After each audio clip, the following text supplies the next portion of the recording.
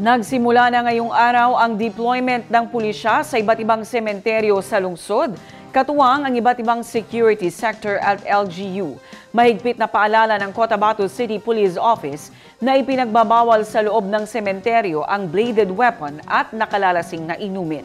Ang news now mula kay Jen Garcia.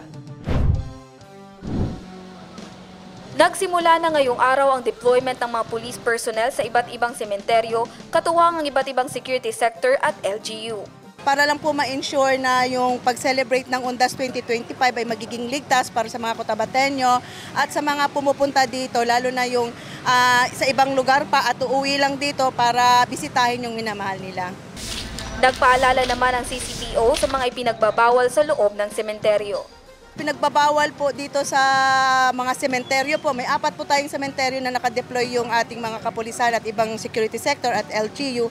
Pinagbabawal po dito yung magdala po kayo ng mga sharp objects, bladed weapon, mga alcohol, bawal po. Bawal lang po magpapatugtog tayo ng malakas, lalo na nagse-celebrate po yung iba. Kung sakali po, kung pwede lang, no, na wag na natin dalahin ng mga kabataan kasi hindi natin maiwasan, baka mawala.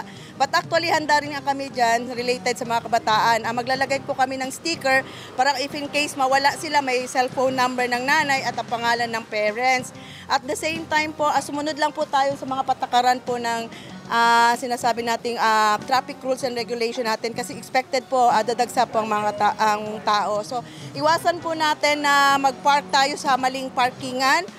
Sumunod tayo sa rules and regulation ng ating CTTMC at TMU. At kung sakali po needed po ng police assistant, meron po tayong police assistance desk sa bawat sementeryo po. So pwede nyo pong lapitan. Jen Garcia, iMinds, Philippines.